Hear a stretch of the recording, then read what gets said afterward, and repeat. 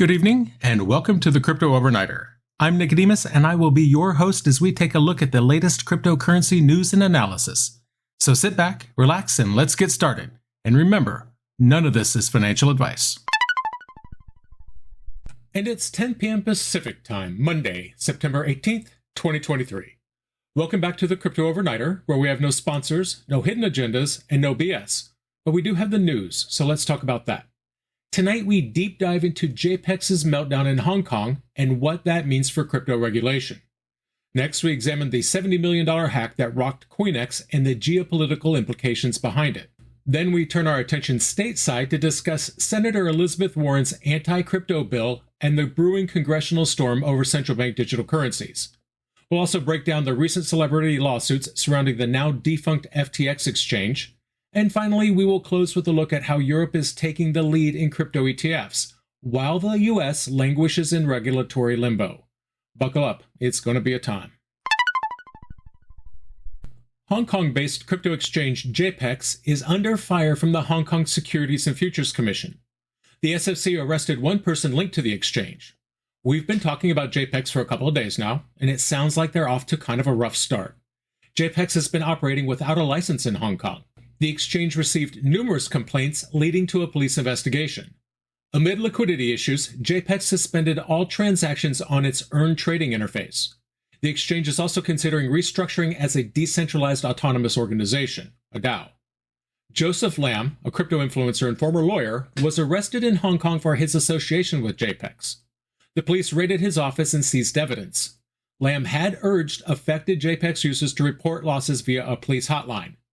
The SFC warned last week that JPEX and crypto influencers have made false or misleading statements. The police have received at least 83 complaints involving JPEX, amounting to $4.3 million. JPEX froze certain operations and raised withdrawal fees due to a liquidity crisis. The exchange claimed that its third-party market makers have, quote, maliciously frozen the company's funds. Some users report a $999 USDT fee for a withdrawal, with a maximum set at 1,000 Tether. JPEX also froze its game platform. The SFC expressed concern over JPEX's misleading statements about licenses and high returns for its products. The arrest and the subsequent probe into JPEX signal a tightening regulatory grip on crypto exchanges operating without a license. This is not just a one-off incident, but a warning shot to other platforms that might be skirting the law. The SFC's involvement in the arrest of a high-profile influencer like Joseph Lam show that the authorities are not taking this lightly. The liquidity crisis at JPEX is a red flag for sure. Not all exchanges are as transparent or as stable as they claim to be. The high withdrawal fees and frozen funds are alarming signs that could lead to a loss of trust among users. The move to restructure as a DAO might seem like a strategic pivot, but it's more likely a desperate attempt to regain some semblance of stability. The 83 complaints against JPEX and the $4.3 million involved indicate that this is not a small-scale issue. It's a significant problem that could have ripple effects across the crypto landscape in Hong Kong and potentially beyond. The authorities are clearly taking steps to clamp down on misleading practices and unlicensed operations, which could set the tone for future regulatory actions. The JPEX saga underscores the importance of due diligence and the need for regulatory oversight in the crypto space. It also raises questions about the role of influencers in promoting platforms that may not be as secure or as regulated as they claim. This is a wake-up call for all involved in the crypto world, reminding us that with high returns come high risks.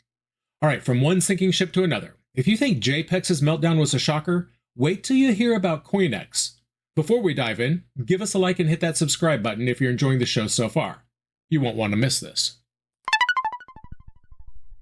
Cryptocurrency exchange CoinEx recently suffered a breach, losing an estimated $70 million.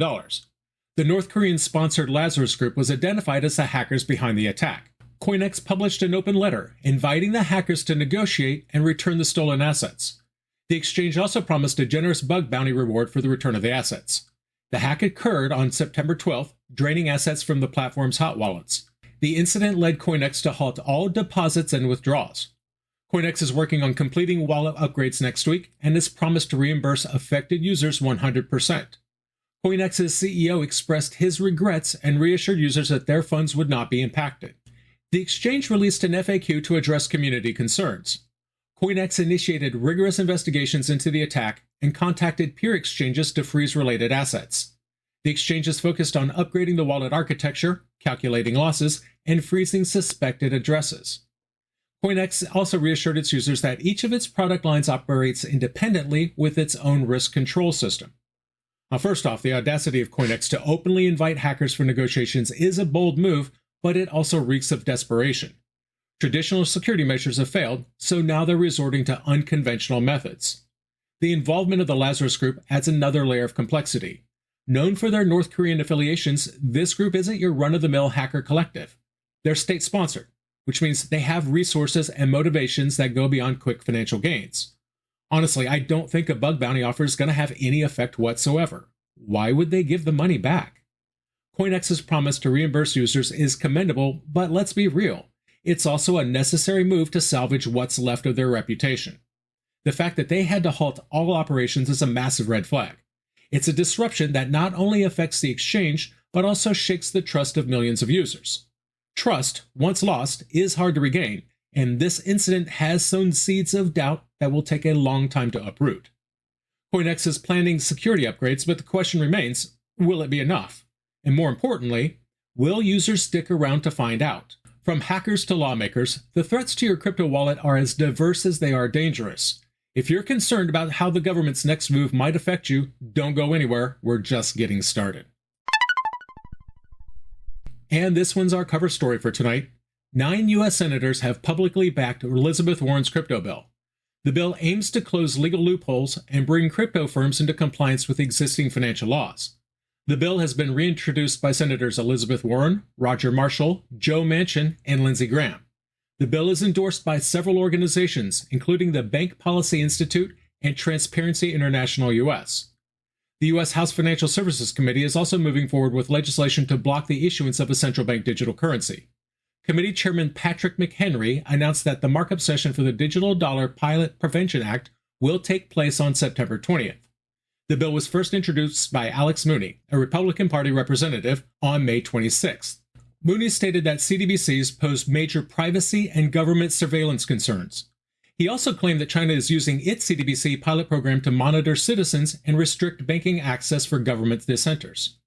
The U.S. Senate and House are both making moves that could significantly impact the crypto landscape.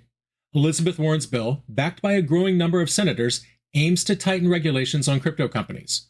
This could stifle innovation and infringe on financial freedom. On the other hand, the House Financial Services Committee is taking steps to prevent the issuance of a CDBC, citing privacy and surveillance concerns. The government is wary of the potential risks associated with digital currencies, echoing the sentiments of many in the crypto community. While the Senate seems to be pushing for more regulation, the House is showing resistance to CDBCs. Both chambers are highlighting the need for stringent oversight, albeit in different aspects of the digital asset world. The Senate's focus on bringing crypto companies into compliance with existing financial laws, while the House is concerned with the potential risks of CDBCs, particularly in terms of privacy and government surveillance. The Federal Reserve also weighed in, stating that it has not yet decided to issue a CDBC and that legal authorization is a prerequisite for such a move. This comes as the Fed launched FedNow, a real-time interbank payment settlement service, which it claims is unrelated to digital currencies. The U.S. government is taking a multi-pronged approach to crypto regulation. While the Senate aims to bring crypto companies under existing financial laws, the House is actively working to prevent the issuance of a CDBC. Both moves reflect a cautious approach to digital assets, which resonates with the crypto community's own concerns about privacy and government oversight. From Senate chambers to courtroom dramas, the crypto world has more twists and turns than a Hollywood thriller. Up next, we discuss celebrities getting caught in the legal crossfire. Remember to activate notifications so you never miss an episode. NFL quarterback Trevor Lawrence and YouTube influencers Kevin Paffrath and Tom Nash have settled lawsuits related to their promotion of the now defunct FTX exchange. The terms of the settlements remain undisclosed. Lawrence was allegedly paid over $200,000 for his promotion deal. The case was filed by the Moskowitz law firm, which accused the figures of promoting FTX without proper disclosures. Other celebrities like Shaquille O'Neal, Tom Brady, Gisele Bündchen, and Steph Curry have also been sued for promoting FTX. Ben Armstrong, formerly known as BitBoy, has been dismissed from the case. The recent settlements in the FTX case are a glaring example of the pitfalls of celebrity endorsements in the crypto world. Trevor Lawrence, Kevin Paffrath, and Tom Nash settling their lawsuits without disclosing the terms is a red flag. It screams the need for transparency and accountability in cryptocurrency promotions. The Moskowitz law firm's involvement indicates that this isn't just a slap on the wrist. It's a serious legal issue that could have ramifications for other celebrities entangled in this mess. The dismissal of Ben Armstrong from the case adds another layer of complexity. It raises questions about the criteria used to hold these influencers accountable. The fact that other high-profile names like Shaq and Tom Brady are also involved in similar lawsuits shows the extent of the recklessness. It's not just about a few celebrities making a quick buck. It's about a systemic issue that needs to be addressed. The collapse of FTX and the subsequent legal battles underscore the volatility and the need for due diligence in the crypto space. It's a wake-up call for investors and a lesson to celebrities. The law is catching up, and it's only a matter of time before more heads roll. As celebrities scramble to save face, Europe takes the lead in offering a new face for crypto investments. Don't forget to follow us for more in-depth analysis. Now, let's cross the Atlantic and see what's cooking in Europe. As we reported recently, Europe introduced its first spot Bitcoin exchange-traded fund from Jacobi Asset Management listed on Euronext Amsterdam. This development took 2 years after initial approval in 2021 and marks a significant moment in Europe's financial history. The ETF is regulated by the Guernsey Financial Services Commission and trades under the ticker Bitcoin. It offers a structured and regulated way for investors to invest in Bitcoin, unlike holding Bitcoin directly, which comes with security and storage concerns. In contrast, the US has been slow in approving a spot Bitcoin ETF. Despite high-profile applications from Wall Street giants like BlackRock and Fidelity, the Securities Exchange Commission hasn't approved any. This has led to a drag on Bitcoin markets and a crackdown on crypto exchanges. Europe overtook the US in 2022 as a springboard for digital asset startups, with 3,977 launched in Europe versus 3,357 in the US. European startups also saw a 14% increase in venture capital investment compared to a 4% drop in the US. Europe's introduction of a spot Bitcoin ETF is not just a win for the continent, it's a glaring spotlight on the United States' regulatory paralysis. While Europe is embracing the future, the US is stuck in a regulatory quagmire, unable to move forward. This isn't just about being first, although first mover benefits in this arena is huge. No, it's about setting the stage for the future of digital assets. Europe's clear regulatory framework gives it a competitive edge, attracting more startups and investment. The US has a lot to lose here. Its inability to provide a clear path for digital assets is not just hampering its own growth, but also affecting the global crypto market. The US still has a significant deeper capital market than Europe, but that advantage could erode if it doesn't catch up. Regulatory clarity is not just a bureaucratic checkbox, it's the foundation for innovation and growth. The US needs to understand that its regulatory indecision is costing it dearly. Companies are already considering moving overseas. The US risks losing its position as a global financial powerhouse if it doesn't adapt to the evolving landscape. Europe has shown that balancing innovation and regulation is possible. It's high time the US takes a page out of Europe's playbook before it's too late. So as Europe takes strides in legitimizing the crypto space, offering a structured and regulated way to engage in Bitcoin investments, what's happening on the other side of the Atlantic? It seems the US is entangled in its own web of bureaucratic inertia. But here's where it gets interesting. This isn't just a case of regulatory delay or indecision. Gary Gensler's SEC has taken a decidedly hostile approach towards the crypto industry. While Europe is setting itself up as a haven for digital asset startups, the US is becoming a battleground. And who's orchestrating this? None other than the SEC, a body that's revealing its true colors as an enforcer, not a regulator.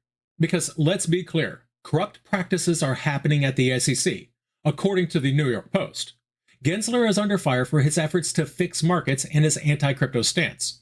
Charles Gasparino, a senior correspondent at the New York Post, went as far as to say that Gensler, quote, deserves a place in our country's Banana Republic Hall of Fame. Gensler's not regulating crypto. He's enforcing his will upon it. He's also keen on changing decades-old securities laws, adding more pressure on companies. Gensler has been particularly focused on chasing down crypto companies. Meanwhile, he's turning a blind eye to other obvious issues, like the pumping and dumping of meme stocks. Gasparino accuses Gensler of cherry-picking his targets. He points to Virtue, a market maker and stock trading firm, as a case in point. Virtue self-reported some record-keeping issues, but the SEC portrayed it as serious insider trading, seemingly to punish a critic. Gasparino concludes that Gensler is wielding his agency like a dictator in a banana republic, undermining both justice and market integrity. Gensler's SEC is not just a regulatory body, it's morphing into a tool for political maneuvering. The selective enforcement against crypto companies is glaring. This is about control. The SEC's actions against Virtu, a firm that had the audacity to criticize Gensler, reveal a vendetta-driven approach rather than a focus on market integrity. The SEC's litigation against Binance US is another red flag. Freezing assets doesn't protect investors, it traps them. The SEC's actions are pushing crypto companies out of the US, perhaps intentionally. Gensler's SEC is not the impartial regulatory body it's supposed to be. It's becoming an arm of political agendas, undermining the very principles it's supposed to uphold. So, what's the end game here? Control. Pure and simple. So, what happened? Hong Kong-based JPEX is in hot water with regulatory agencies and has been hit with liquidity issues. The arrest of crypto influencer Joseph Lam signals that the authorities are cracking down hard on unlicensed operations. CoinEx suffered a $70 million hack, and North Korea's Lazarus group is the prime suspect. CoinEx is now grappling with both the security crisis and a trust crisis among its user base. Elizabeth Warren's crypto bill has gained traction in the Senate, aiming to tighten regulations on crypto companies. Meanwhile, the House is pushing back on the idea of a central bank digital currency, echoing many of the concerns of the crypto community. Lawsuits related to the FTX exchange have been settled with NFL quarterback Trevor Lawrence and YouTubers Kevin Paffrath and Tom Nash. The legal skirmishes highlight the pitfalls of celebrity endorsements in the crypto world. Europe has launched its first spot Bitcoin ETF, creating a structured and regulated investment vehicle. Meanwhile, the US is falling behind due to regulatory hurdles and is losing its edge as a hub for digital asset startups. And finally, the SEC under Gary Gensler is shifting its role from a regulatory body to what some critics argue is a political tool, with selective enforcement and vendettas that are affecting market integrity and driving crypto companies away from the US. The overarching theme tonight is one of control and regulation. Whether it's from Hong Kong Securities and Futures Commission, the US Senate and House, or the SEC, every institution wants a piece of the crypto pie, but their methods and motivations differ wildly. While some aim to enforce existing rules, others seem to be rewriting the rulebook altogether, not always in the best interests of the market or individual investors. So why should you care? Because these actions have real-world consequences. They affect where you can trade, how you can invest, and who you can trust. The landscape is changing, and if you're not paying attention, you could find yourself on the wrong side of this seismic shift. These aren't isolated incidents. They're indicative of larger trends, from regulatory crackdowns in Hong Kong and the US to security breaches that shake our trust in platforms. These stories are shaping the future of digital assets. Whether it's the Senate's approach to crypto regulation, the House's resistance to CDBCs, or the SEC's changing role, each move has ripple effects that will resonate through the community. As we wrap up tonight's episode, it's clear that we're at a crossroads. The decisions made by these institutions will either pave the way for a more transparent and robust crypto ecosystem, or create barriers that stifle innovation and limit financial freedom. What's certain is that the crypto world is becoming increasingly entangled with traditional systems, for better or worse. Maybe that's just how I see it. And that's going to do it for us tonight. I want to thank you, my listeners, because when you stop listening, I will stop talking. If you enjoyed tonight's show, then please like, follow, subscribe, leave a rating, or maybe a review. And in the meantime, we'll see you tomorrow night.